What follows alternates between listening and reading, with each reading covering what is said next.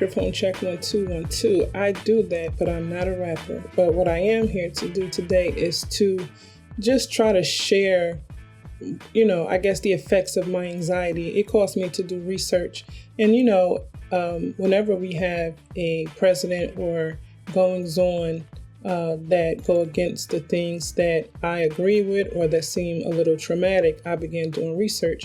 But it's been a while since I've done the type of research that I had to do, just trying to, I guess, fear mongering from the Democrats. And I do vote Democrat, but, in their hate and disdain for President Trump, they sound the alarms. And not that they are wrong this time, because Trump paused or tried to pause some programs that, are already approved by Congress and funds, already allocated to go out.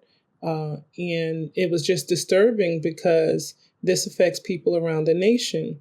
And so, the journalist in me, that was my first degree, wanted to jump out. But then I said, no, stop. We're doing arts and entertainment. Stay focused. But then it just began to be too alarming. So I want to share some of the things that I have learned so that if it can possibly put someone's mind at ease, maybe you didn't get a chance to go through the research, or, maybe it was too stressful, I'll just get to the point, and I won't fearmonger. I'll just get to the point of what can and cannot happen and what I've learned, and hopefully it can set your mind at ease. So just a reminder, I'm Just Saying podcast is basically a hub. It's a place, like a coffee house, a place where people in the arts and entertainment can come and just speak whatever's on their mind. We know that mental health, like depression and as well as suicidal thoughts, haunt people in the arts and entertainment in really high numbers. A lot of it is because we just don't get the funding or the opportunities, or the competition is so high. And so because of that, wondering when your next job is coming, it becomes, really stressful, or deciding whether or not you're going to sell your soul just to be able to live your dream, a lot of it, just a lot, that and a lot more. And so because of that and more, we need a place, in my opinion, right? And I've taken action to do this podcast to offer a place for those in the arts and entertainment to come and just, speak about whatever's on their mind, to share their talent, tips, information that could help people who are new in the industry. And also, just for our own mental health, just to come in and discuss things we like, dislike, things that we think need to change, or just to discuss things and maybe, give some value and get some value, out of whatever topics we talk about. And so today, I want to talk about something that could really help those in the arts and entertainment. I know many of the people that I spoke to, they don't get into politics, and not even just the arts and entertainment, even some people who are into business or, academia. People are just very, probably before COVID, but especially since COVID, COVID, not Corvette. But since COVID, people have been really inundated with just being able to go to work and come home. Between, and for anybody outside the U.S., I know a lot of people have a big interest in the U.S. and the things that are going on here, from celebrities to just everyday life and people and what's happening here. And so I just want to say, since 9/11, that was our first wake-up call. I think prior to that, we thought we were good. We didn't have to worry about certain things that, countries, around the world have to worry about when they're at war, or they have beefs, or, issues with other countries, or issues from within. We thought we were past civil wars and past, invasions and different things happening. And 9/11 was a wake-up call. And then when COVID hit, and I'm just naming the biggies, when COVID hit, it was just like, whoa, Nelly, because, the last epidemic around the world was in 1918, or at least in the United States, it was 1918. And so, for many generations, people who had never even thought about such a thing happening, it was a lot. The suicide rate was high, whether they attempted or actually went through with it. The worry was very high. And you can tell it was a frenzy because people ran to social media and really kind of lost it. And so because of that, many of us are, and probably around the world, not just the US, we are just, trying to maintain, do what we need to do to be able to, pay our bills, to live and have some quality of life. And so when things happen that, interrupt that, we get nervous and we get concerned, and we end up, like myself, having to come and say, okay, what's going on, and do some research. Some do research, some turn to others who've done the research. I do both. I'm not here as a journalist. Like I said, that was my first degree, but I'm not here as a journalist. I am here as someone in arts and entertainment, writer, director, producer, who has a podcast that I made, just for people in the arts and entertainment to come and, like I said, get value or give value. And because I've recently had a moment of fear because of these programs being threatened to be not just paused, but changed, and grant money and loans and everything, that could really hurt people. And from within, not like someone from the outside is threatening us. This is from within. And some things I agree with and some things I don't. Review and look into programs, I agree with. Why not? Always good to be better. But snatch the rug from under American citizens who pay their taxes for certain things? No, I don't like that. And it had began to stress me out. And so before I allowed myself, like, I was starting to feel the palpitations in my chest. I was starting to feel the anxiety. And then there were other people like myself, some in entertainment, but some not. And we were texting each other. We were giving links to YouTube videos and social media videos. And my people who I was communicating with, they weren't giving like crappy videos that were fear-mongering. They were giving actual facts, words from Trump's mouth, words from the media, and not, the type of things on the media that, again, fear-monger, but actual situations. And we just were nervous. I mean, we were already nervous about, for the people in California, because we're like, well, are we going to have a California after this? Like, what's going on? And we're concerned about them, and not just California, but prior to that, different states had a bunch of fires, even in New Jersey, in North Jersey, and I think in South Jersey, we had a bunch of fires. So you try to ignore the conspiracy theories for that. And, next thing you know, we're worried about what's going to be stripped from us. Where are our tax dollars going? We want to have a say, right? We don't want our tax dollars going. We don't mind it going into science because it only helps us, but we don't want it to go into wars. We don't want it to go help everybody around the world, but we have homeless in the streets. We have people who are hungry. We have children that don't have a good education. We don't want history swiped from schools and pretending things didn't happen. It's bad enough the books barely mentioned slavery and different things in it. And when it did, it didn't give enough details. But then you're going to take that little bit out. It's like, we don't like those things, but we can do the just do to make those things right. But when you start talking about, bad enough we're paying a lot of money, just to eat. And, God forbid, if you want to eat healthy, eat organic foods that don't have chemicals. But then when you start fighting with a man who wants to come in and change the FDA, even went to a whole other party just for the opportunity to get Americans on the right track. I'm not saying I agree with everything R.F. Kennedy, speaks about, but when it comes to dyes in food and poisons and all of that kind of thing, I agree with it needs to change.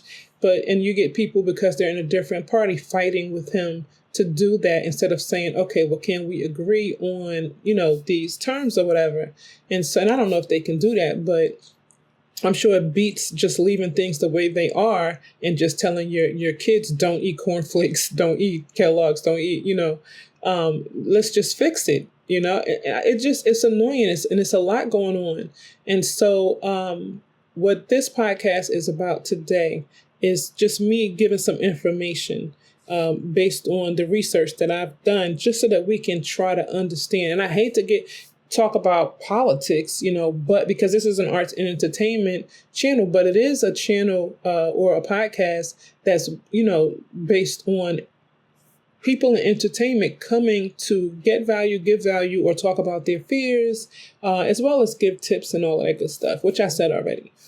But what I'm going to do today is I'm going to, for those, if listen, I'm going to put out some arts and entertainment episodes, for those who are only interested in that. But if you have been paranoid and nervous and just don't feel like doing the research and the homework, then I've done some of it, for you, just so that we can get an idea on what things the president can change and do and what things that he cannot.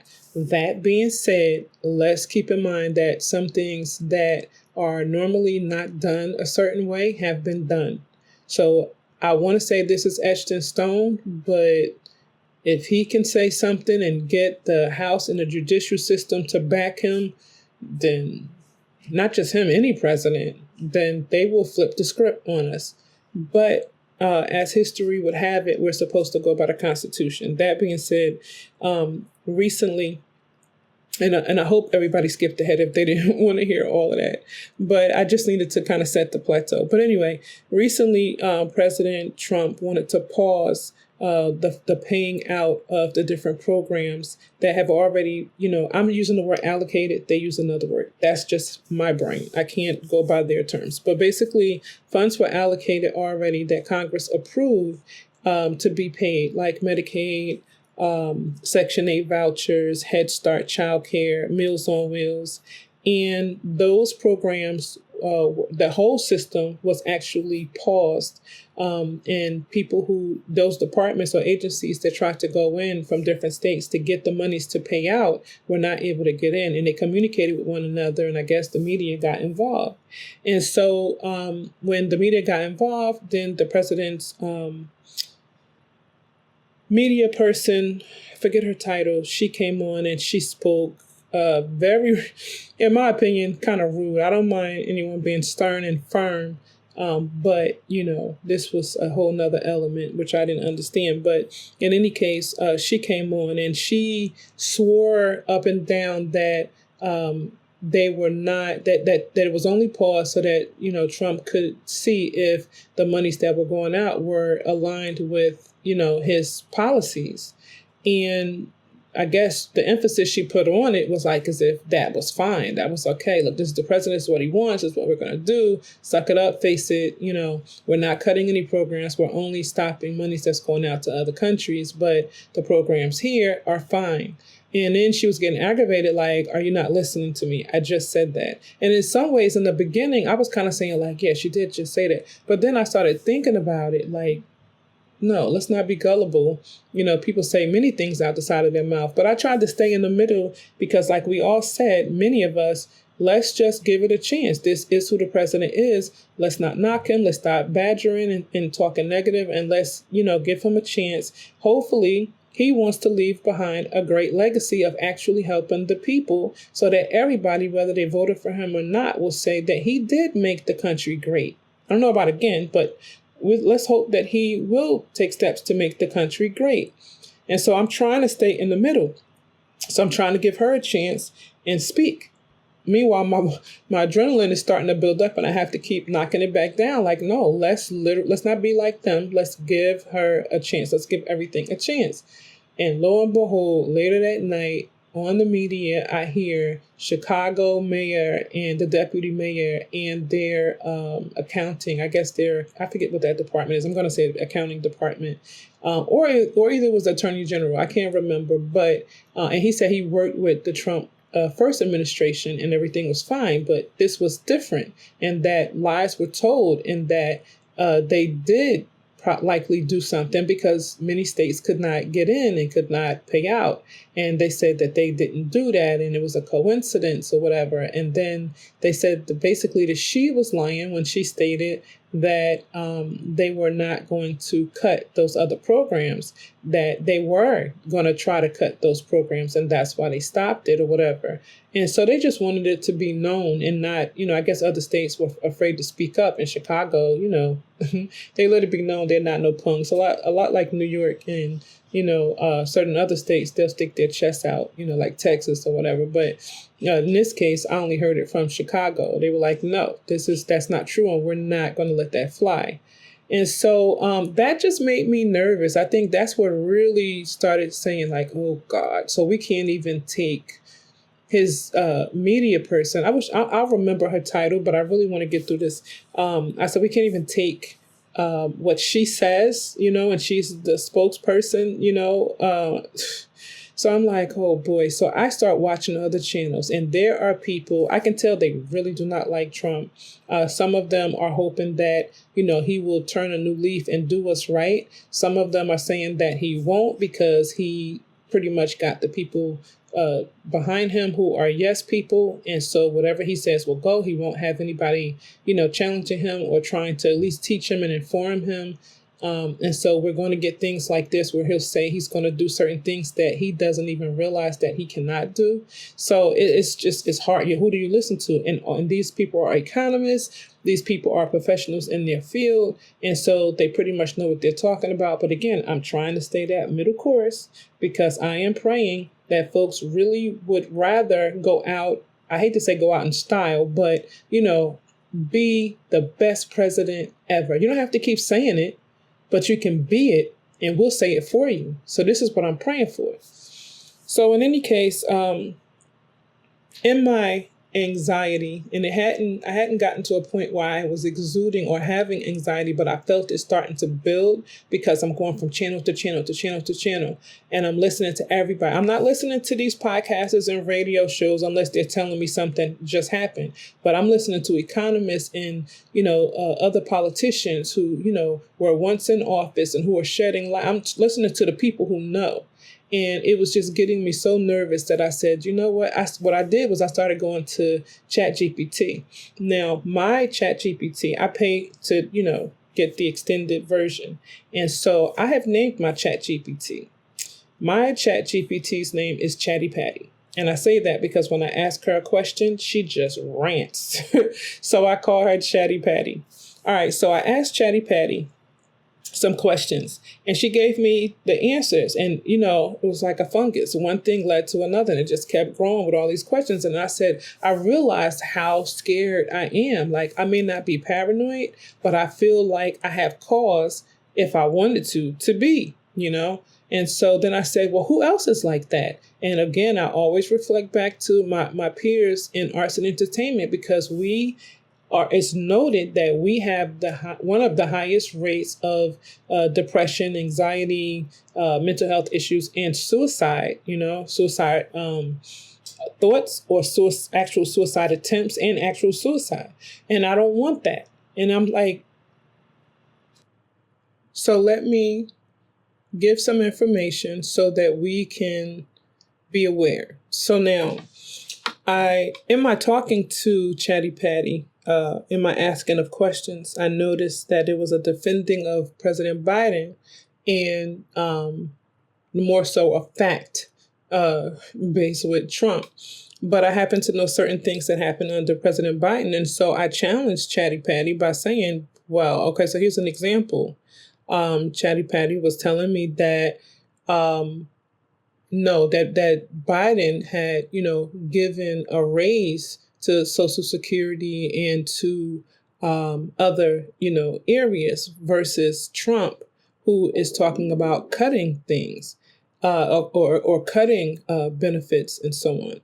And so I said, yeah, well, but what about the fact that this is what I said. I said, under Biden, there were reductions in Section 8. I said, will Trump likely reduce more? I said, also, with Trump being a real estate mogul, why would he not, make his program flourish? Why would he not make the HUD Section 8, flourish, as corporations like his would benefit, right? He has to know people. I mean, I know he probably makes the bigger money from the millionaires, but pennies count too. They add up, although they're not pennies, because let's say a person's rent is, let's say $2,000, then the tenant under Section 8 has to pay 30%. And so the Section 8 has to pay the 70%.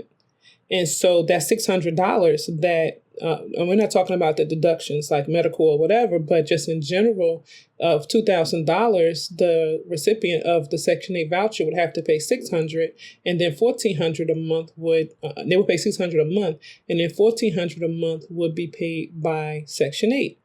And so why, if you have a complex, like where I live, there's a complex of over 200 apartments. So if you have a complex and you wanted to say, you know what, let me start, let me start renting out to Section 8. Like, to me, in other words, this is a good business sense. And I would think that him being a real estate mogul, that he would know that, and I guess this is what I'm saying in short. Like Elon Musk, they said most of his money making comes from contracts with the United States government. So why wouldn't Trump see that there's money to be made for others in real estate? You see what I mean? That could get these, contracts and make money. That was just my line of thinking. And so Chatty Patty said during Joe Biden's administration, there was a focus on increasing the funding, right? And that he had awarded $100 million in grants to boost housing supply and lower housing costs. In contrast, the current administration, President Donald Trump, has taken steps that could lead to a reduction in housing. Notably, a recent memorandum directed at federal agencies to temporarily pause Section 8 and other programs, which is what we mentioned earlier. So I got the impression, and you can stick up for Biden if you want, but I got the impression that Chatty Patty is on the side of Biden. And so what I asked, that my next question was, Biden did cut certain items because, again, Chatty Patty said that he had given $100 million to increase, the Section 8 and certain other programs. So I said Biden did cut items in his I said Biden did cut certain items. For example, although there was an increase in market value, they changed the policy so less medical and other items could be deducted in calculating the Section 8 voucher recipients' contribution, resulting in paying more in their 30%. So even though they still may pay 30%, of whatever the rent is, the fact that they're not able to deduct as much as they used to because Biden had changed the numbers, they will be paying more. And it could be a lot more because they went from, I think the deductions went from being 3% to 10%, not in the favor of the recipient of the voucher. And so Chatty Patty said, you are correct in noting that recent policy changes have affected how medical and disability-related expenses are considered in calculating a family's contribution towards rent under HUD programs, specifically the Housing Through Modernization, effective January 1st, 2024. It increased the threshold by deducting reimbursement medical and disability-related expenses from 3% to 10%. This change means that only a portion of the expenses exceeding 10% of the annual income can be deducted, potentially leading to the recipient paying a higher rent. So don't take this out of Biden and say, no, give us the whole kit and caboodle, weigh the whole thing out. I don't know if that was a flaw with ChatGPT or if, like I said, it seemed to be kind of leaning more towards, well, Biden did this and Trump did that, but more in favor of Biden. So that's what I was thinking. But then guess what happened? Chatty Patty beat me in the argument because what she said was, while this adjustment was implemented during the Biden administration, it is important to note that HOTMA, HOTMA, which is an acronym for something, it didn't tell me what, was enacted in 2016 prior to President Biden's taking office. The recent changes are part of the Act's scheduled implementation and are not directly attributed to the policy decisions made by Biden administration.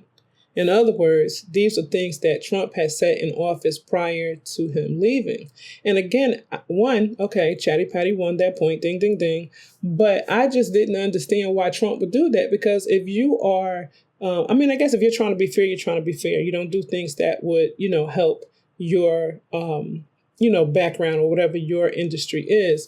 But it helps the people as well as granted, I guess they would get paid it regardless, whether it came from the people or whether it came from not the administration, but, HUD. But if you make it easier on the people, they're more inclined to vote for you, right? So I didn't understand that. But I do remember even Obama, when he was president, saying we're all going to have to contribute. So I guess that's what that is. I don't know. It may seem like going from 3% to 10% is not a big deal. But when you think about the cost of living and the price of food, and I guess Trump wouldn't have known that back then because that was probably around the time or maybe right before. Yeah, that was right before the cost of living had increased, because remember it happened over COVID. So I guess it was before the prices went crazy. So he wouldn't know that. So we can't knock him for that. I'm not one of those people that knock a person just because I didn't vote for them or whatever. I can only knock you for the things that you do. And he didn't know that. So, okay. Okay, and so by the way, the HOTMA is Housing Opportunity Through Modernization Act. And it was, I guess, implemented in 2016. All right, so what it did was it introduced changes to how medical and disability-related expenses are calculated in the Housing Assistance Program. Specifically, it was increasing the threshold of deductions and reimbursements for medical and for the disabled. So I guess it didn't affect those people who had Section 8 vouchers who were not disabled. So I asked Chatty Patty, could President Biden have overturned what Trump said, what he put in office? And of course, as we see now, like what Trump is doing, he's trying to stop things and change it according to his policy, not according to the policy of the president that was there in office before him. And, of course, what I've learned is that no, he cannot. He can't, because Congress had already signed off and approved it into law. And so Biden could not say, okay, I disagree with what Trump did, let me overturn it. That was just not, there's certain things that I guess the president can come in and overturn or change. But once Congress signs something into law, it is what it is, and it has to go forth. And so let's just pray that the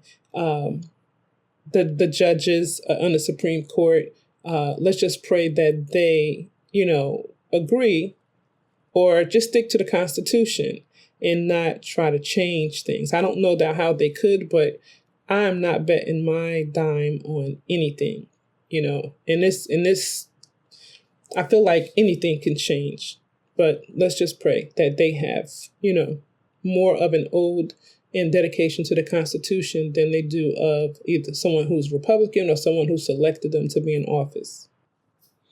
So I asked Chatty Patty, why did the judge temporarily pause this instead of making it a ruling that, no, Trump, this cannot happen, or, based on, your role as president, you cannot do that.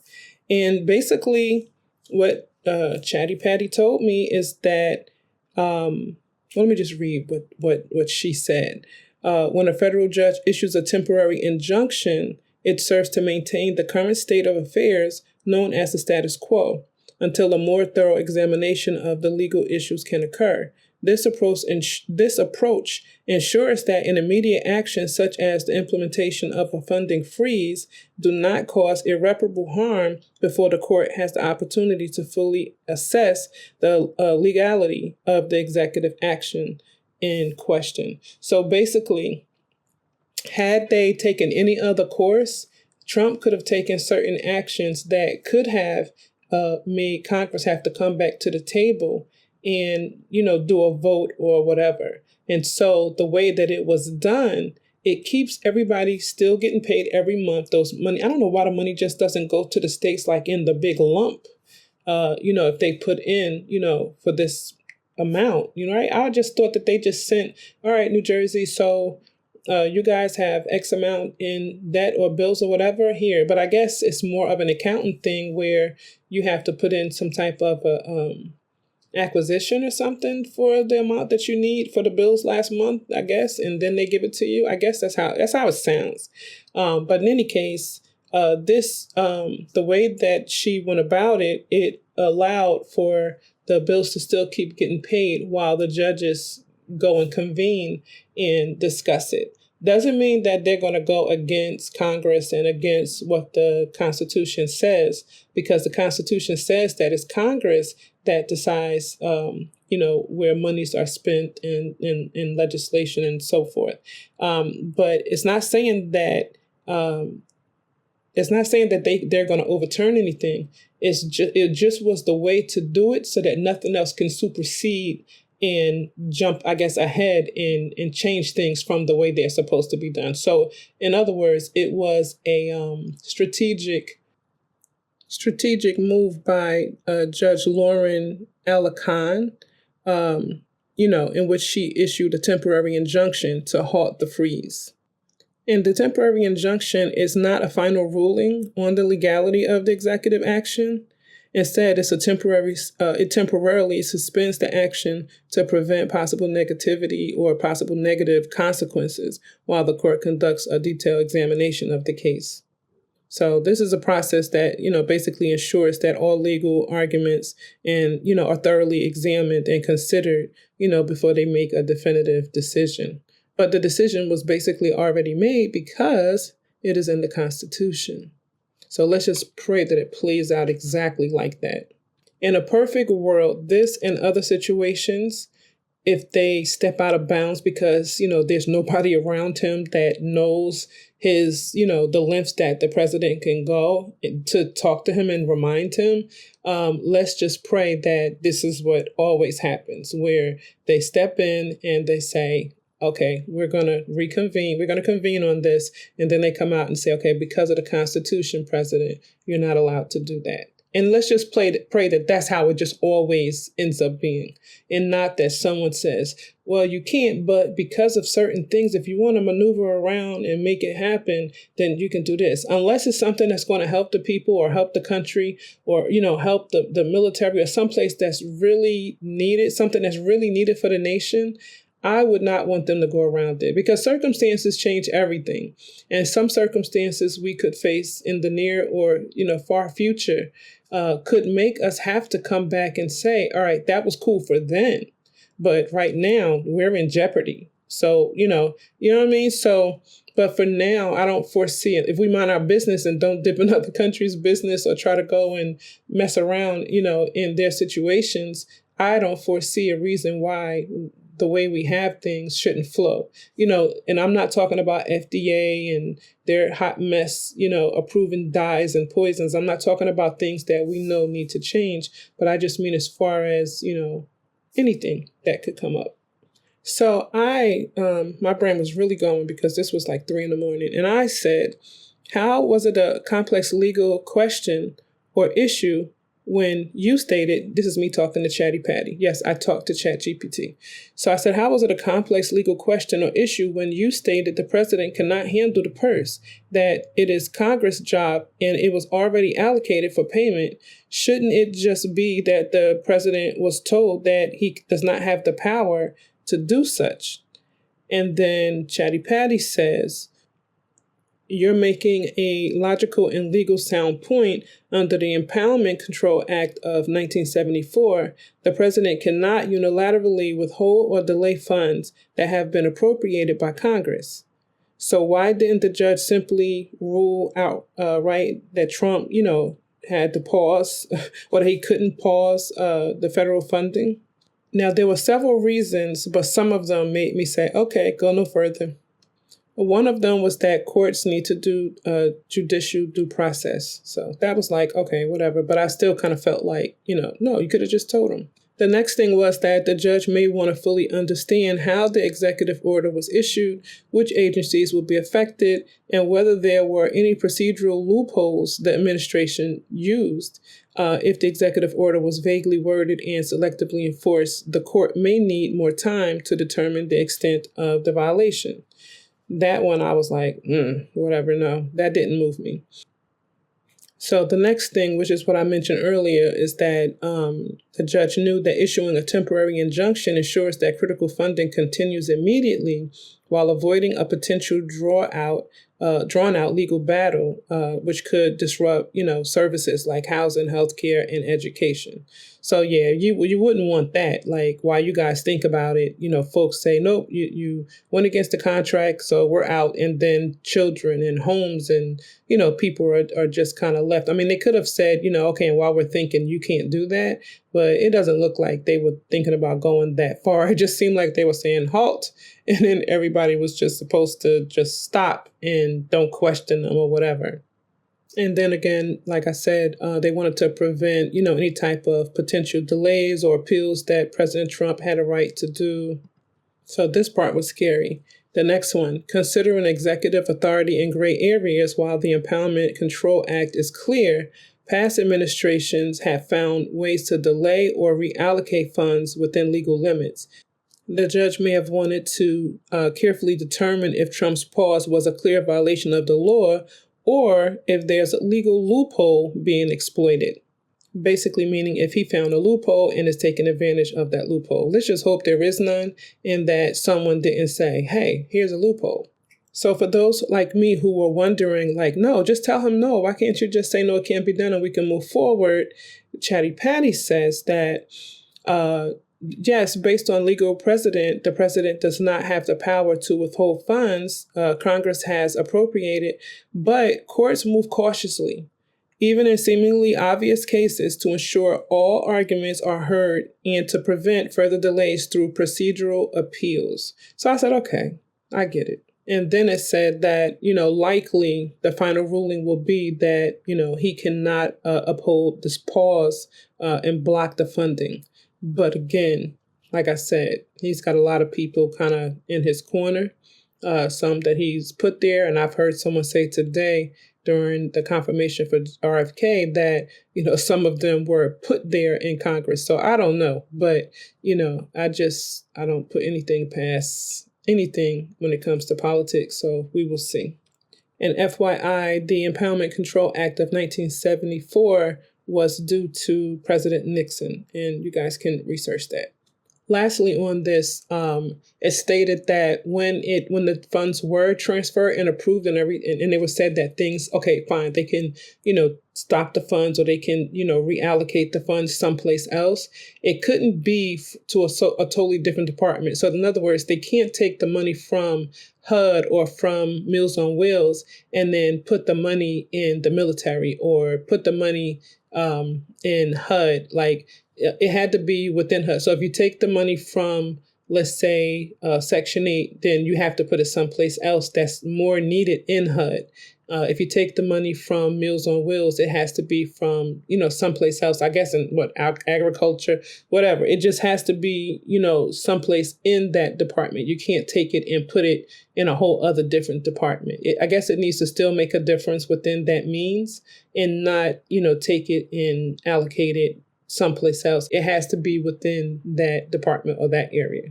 So that pretty much concludes any stress that I had for temporarily until they, and hopefully while I am speaking, they have decided to say like, no, Trump, you can't do that. But that just means that he and his people will probably be hard at work at jumping on the Republicans to, change it for next year, whenever his policies are supposed to take place, because I don't know how many years Biden signed things over for, especially since we know that some of the things that the presidents do spill over into the new presidency. Obama's, remember Trump tried to turn over Obama's things that he had put in order, and most of them he was not able to. Some of them I think he was. And then the same with Biden. There were certain things that Trump put in, but I don't know that Biden tried to turn many of them. I'm sure those that he could, he did, unless it made sense. I know when Trump had stopped foods and everything, remember they were on the ships out in the water, and we were like, wait, what's going on? Why the price is so high? And they said, well, because, they weren't letting the food come in. And so in the products and necessities come in, they were just kind of sitting out on ships in the water.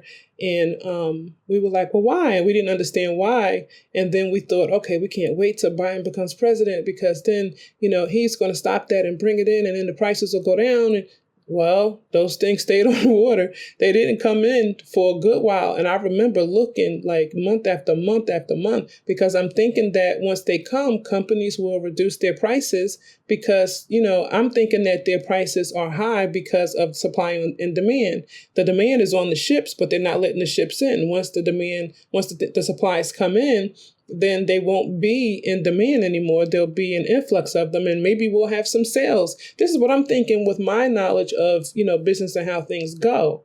And then they just stayed there for so long. I can't remember exactly how long, but I know it was a very long time. And then people were, blamed, because, I can't remember who they were blaming, but my thing was this happened during Trump. And, they were blaming Trump, but I was like, okay, this happened during Trump. But when Biden became president, he could easily go and say, okay, the ball, because they were trying to say the ball was dropped. Trump stopped, after January 6th situation, with them storming, the White House or whatever. They were saying that, things that Trump dropped the ball, and they were blaming him. And I'm like, okay, fine. But they're both going to, in my opinion, they're both going to have to carry this, because even though Trump may have stopped being president a little early because he was upset about the results, when Biden came on, he should have picked up the ball. I understand how things go, but if you and the Democrats are going to say that Trump dropped the ball, why didn't you come on board and say, okay, people need to eat, let's bring them ships in. Let's, we'll worry about whatever reason we had to do that, or he felt he had to do that. We'll worry about that later. Let's get that food in so we can meet the supply on demand. And maybe all the money that everybody had to spend before, maybe, now they can start to get it back, because there'll be such an influx of the food because it's been sitting there so long that, the companies will have to, the retailers or whatever, like your supermarkets, they'll have to reduce the price because they got to beat those expiration dates, And so, and I just kept waiting for Biden to do it, and it was never done. And I said, okay, no, we can't just blame the previous administration. He has to take some accountability. And that's when I started thinking to myself, and I don't know if it's true or not, but you hear people say, oh, they're all into it together, the Democrats and the Republicans. They're putting on a front. And I don't know that because those would be some really great Oscar-winning performances if they really were putting on a front. I do believe there's some tension between them and they have their own agendas. But I do believe that there's some things they probably really agree on and they just don't tell us. And I began to think, like, is that one of them? Because if anything that Biden did wrong that was horrible and had us up in arms, you expect when Trump comes in, especially how aggressively he came in, even prior to even, starting January 20th, you expect him to come in like food prices. I've heard some people say who voted for him. I'm on YouTube like a nutcase, and I'm seeing a lot of people say, wait a minute, how many days has it been? He's supposed to make the prices go down. They wanted him to make the prices go down more than they wanted him to get rid of the immigrants. The immigrants are probably like the second or the third thing, but they really wanted the prices to go down. Not even looking at gas, they were looking at the prices of food and necessities. And because he said, we're going to take care of all of that and knock the previous administration, they don't even want to hear him knock the previous administration and talk about what he's doing versus what they did. They just want those prices to go down. And once those prices go down, now we can talk about everything else. That's the American people's main thing. And it doesn't matter if they're under the poverty level, if they're middle class, we don't have it. Can you imagine you get a raise, but as well as you get a raise, they raise the price of your medical insurance. They raise the price of your life insurance and your short-term disability, long-term disability, all the things that you pay into out of your paycheck every week. Not only did they give you the increase in your pay, but then they raised the prices of those, of your contribution to those insurances. You're like, well, what the heck did you give me the raise for? And that's how people feel, especially those on disability. Like, okay, you gave them a raise in their monies, but then you raised the amount of the Medicare. What was the sense? They did that during Obama. I said, what was the sense?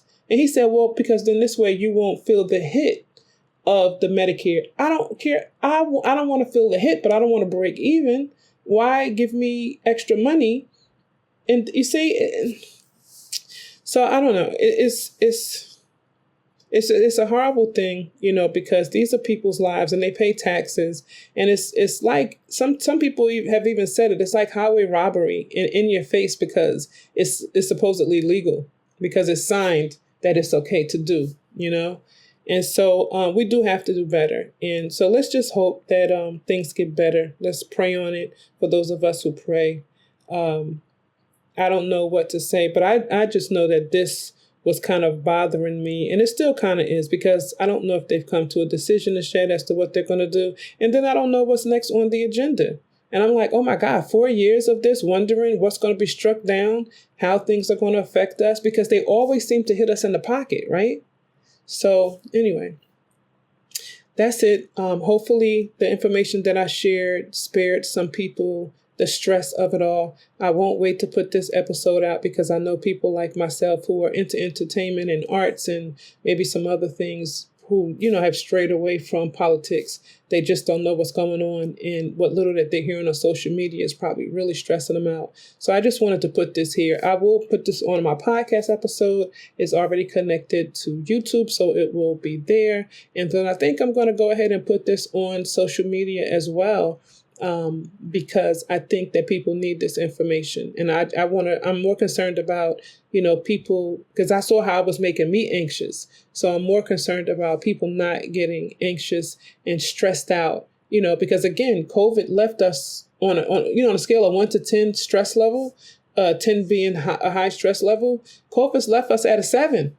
We were happy that things went down, but we lost a lot of people that we knew, and then we lost even more people in the country, and around the world. So again, I just wanted to give this information. Sharing is caring, and so I'm just sharing. Please share this information with anyone who may have questions or concerns. And this is just to make you feel a little bit more comfortable about how things are supposed to happen, and per ChatGPT, because it was just easier for me than Googling. And so it got straight to it instead of me reading a bunch of fluff. And so the next thing that I want to do is talk about the jobs of the Senate and the jobs of Congress, because, again, when we have a president in office where things begin to be challenging or scary, it seems like that's the best thing for me. It always worked for me. Like, okay, let me go back and read about their jobs and their responsibilities again, just so that I can know who's supposed to do what. So this way, if something passed, I know who's responsible. But anyway, again, sharing is caring, and so I'm just sharing. Please share this with anybody else that you feel, may be concerned about what's going on and why. And again, the next the next episodes I'm going to put out is the jobs of the Senate and the jobs of the House of Representatives. Depending on how long it is, it may be one episode or I may break it up into 2. But I know that, there are some people out there like me who want to know what in the heck is going on and who is responsible. So this is Andrea, and I'm just saying.